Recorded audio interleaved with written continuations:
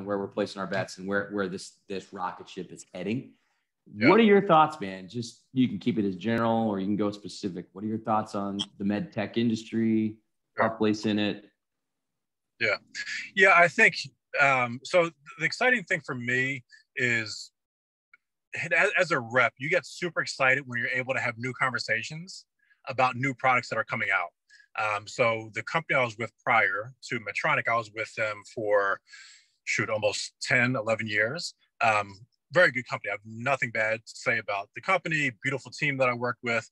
But now that I'm with Medtronic and the #1 spine company in the world, and we've been so aggressive with purchases we've made over the past year or two, it's just refreshing. It's refreshing to have conversations about new technology and about new procedural solutions that can ultimately help a surgeon, right? Because ultimately, when I look at the trends and the shifts of the spine world, I feel like 10, 20 years ago, conversations were had about, okay, well, here's the thread pitch on this screw. And here is the dimensions of this, and the other thing. It was very specific and implant focused. Whereas now it's trending towards procedural solutions. And that's been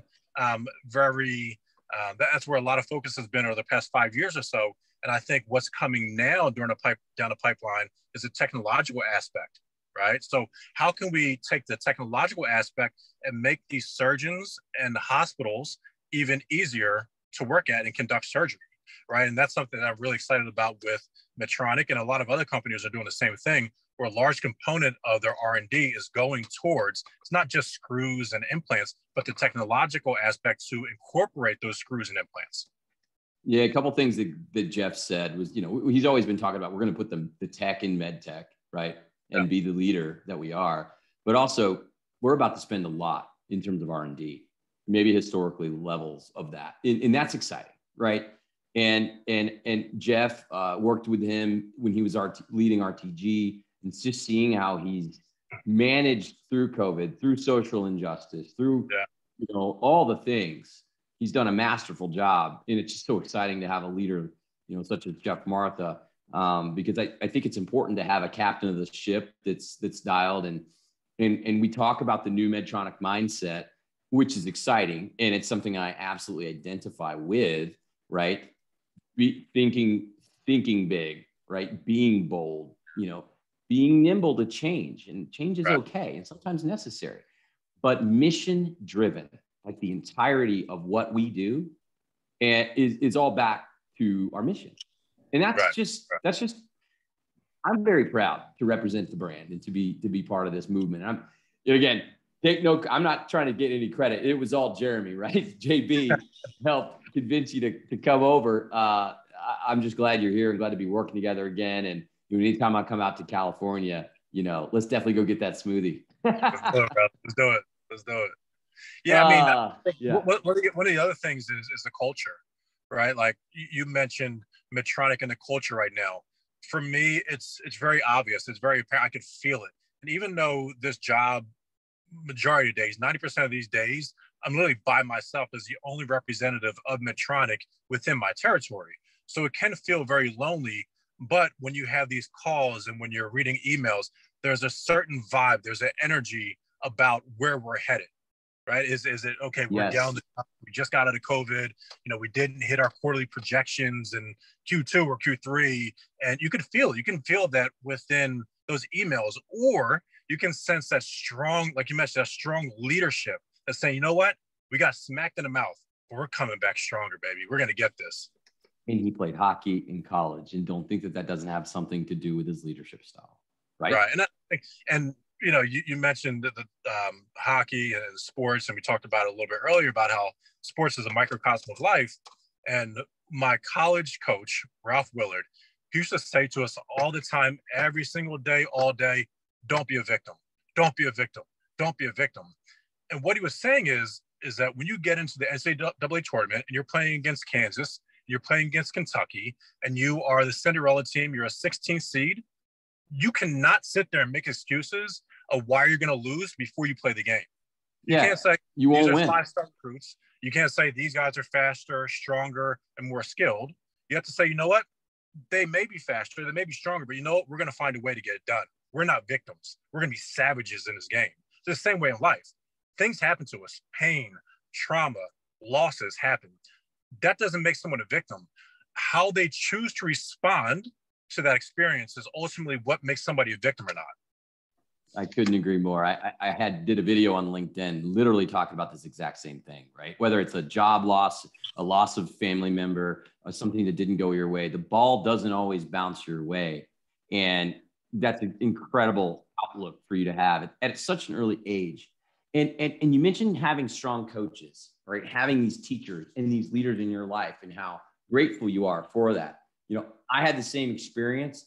What I'm trying to do today is be a leader and a coach and a mentor, right? For people that in whatever way can improve their lives, right? And so if this podcast, if the Sultans of Spine podcast can bring light, can bring stories of such as inspiring stories like yours, Greg, to their world, whether it's on their drive, their windshield time, whatever it is on a jog.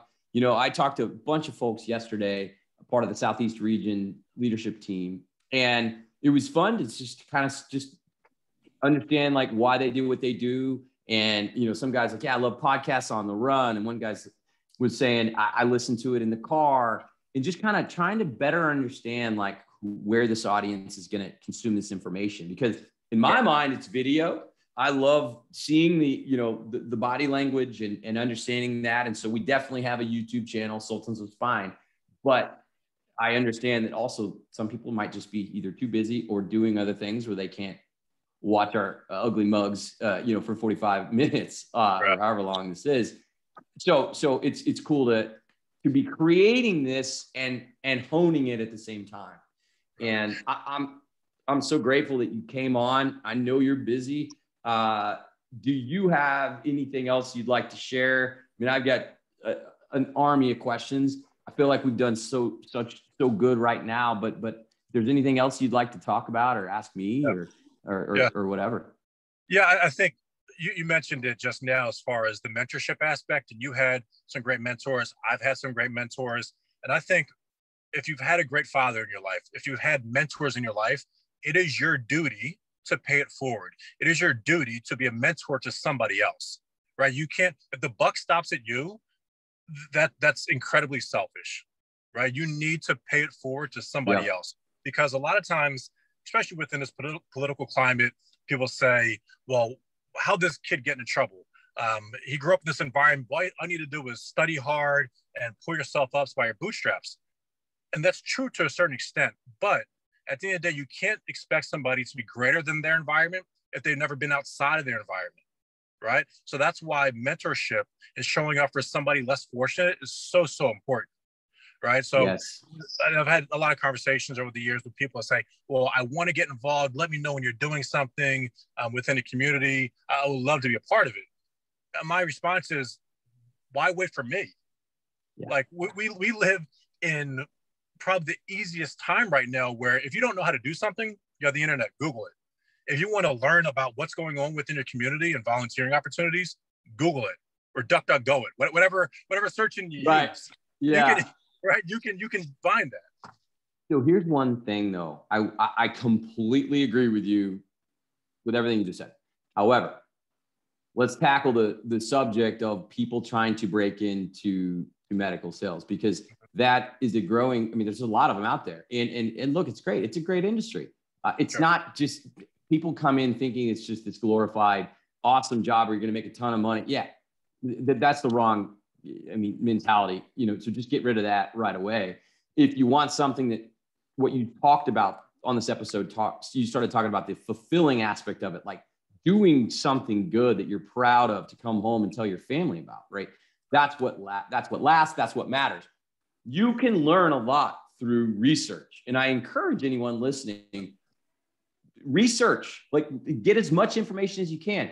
I think what I see, Greg, and I'm going somewhere with this, is that a lot of people look for shortcuts, right? Whether it's, whatever it is, especially I feel like they reach out to me because I am very, I'm sharing my story, I'm sharing my path. I'm talking about things in the industry. I've even done a few videos on what you need to focus on, not just to get in, but to grow your business and to talk to surgeons and how to expand your territories. But it's people are starting to reach out at an alarming rate and to say, hey, do you have time to connect? Do you have time to talk? And I you know me, man, like I really want to help every single one of these people that reach out. I just can't. I don't have the bandwidth. I've got a full-time job, full-time family, and I'm trying to, bootstrap up a podcast, one of the most saturated things in the world right now. So if any one of those folks are listening, I mean no disrespect. What I'm saying is, Greg mentioned it, like do it. Just go do it. Figure out what it means for you. Do the research. I taught myself how to smoke on a big green egg. I'd never done that before, right? And now I've considered myself pretty good at it because YouTube, right? Research. Just get in the chat threads, get in the Reddit rabbit holes about like everything you can. Learn about it, study it, watch people that do it great. And if you and I can be those people that others look to, whether it be meditation, right? Whether it be a highly successful sales rep, right? That you are, and you have been for quite some time, or me doing something a little bit related, but different now in terms of sales leadership and trying to prop up others. It doesn't matter what our roles or titles are. You are a servant leader. I am a servant leader. We serve others. We're trying to grow and improve the world through other people, right? That's, I think, one of the main reasons why I like you so much and why we clicked from day one when we met is because we're like-minded. And look, man, we came from different paths. Philly, Dallas, right? You're a tall, like NCAA D1 athlete, and I'm some short ball guy. So much different. Look, I'm getting there. You can't see it in the wait till that second kid. Yeah, exactly. But hey, man, it's such a pleasure to have you on. I can't thank you enough for your time, and this was super rewarding for me, even knowing some of your story, to hear it from you, to hear it just how you intentionally do things, how you show up every day with intention. I leave my phone in my office, so I don't wake up with that phone, kind of that light, and changing kind of how you're being intentional about the way you come out of that, theta state or brainwave state, right? As you talked about, which was genius, man. I wrote that stuff down. I'm going to go do research on those, different delta, alpha, beta, theta, right? Because that's fascinating to me. And thank you for sharing that.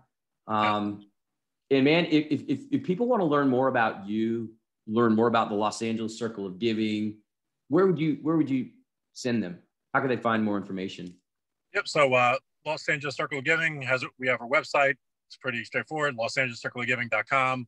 If anybody is interested in meditation, learning more about meditation, or going through an actual meditation, you can just DM me on Facebook or on Instagram, gkinsey23, Kinsey. Like I said, it's something I'd like to provide and offer to anybody and everybody, whether we've met before, haven't met before, are going to meet or never meet, doesn't matter. If I can help you in any way, shape, or form, please let me know. And I want to say this about you. One of the things that I highly respect about you, and again, one of the reasons we connect, is you have a go-getter attitude, right? You're so positive. You have such amazing energy. So whether it comes to you making working out a part of your daily routine and being consistent with it and showing up every day, or having the cojones to start a brand new chapter and start this podcast, like that's a beautiful thing. People, you're inspiration to people because you're going out and you are trying something new, right? You're trying things that are expanding your horizon. You're like me. We're in this constant state of growth, right? Because if we're not growing, we're receding, we're diminishing.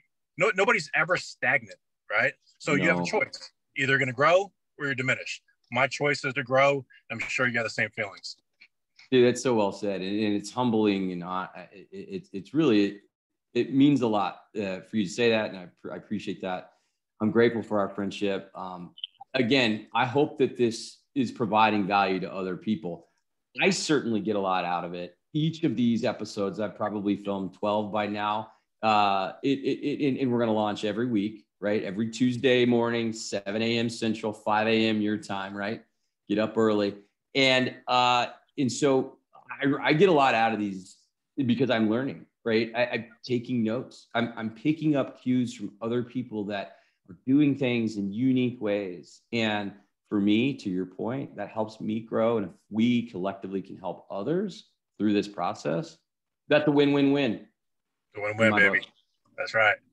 Brother, I can't wait to see you in person, man, whether at the sales meeting or out in Cali, or if you're in Texas. Looking forward to that. I wish you and your family the best. Congratulations on the upcoming edition. And man, thank you so much for this. This was great. Man, thanks for thinking about me, and thanks for allowing me to share some of my stories with you. I love you, man. It was a pleasure. I love you too. Sultans of Spine podcast. That's a wrap on today's episode. If you like what you saw, give it a like, give it a comment, subscribe to YouTube. It'll be up on Spotify and Apple and all that good stuff. And so do what you got to do there. Give me comments, give me feedback. I need this as I'm launching this thing because I've never done it before. And again, I hope that you have found something of value. And if you have, let me know. Would love to hear about it. Jay, all right. Jay, yes, sir. Parting words. I'm going to enjoy my smoothie. Dude, that's on point. We didn't plan that. See, that's authentic. That's raw. That's real. I don't edit these at all. I'm drinking my Topo and you're drinking your smoothie. There you go, bro. All right, man. Good on you. Hey, I'm going to stop this recording and then we'll talk here for a sec. Thank you guys for tuning in. The Sultans of Spine. We'll see you next time.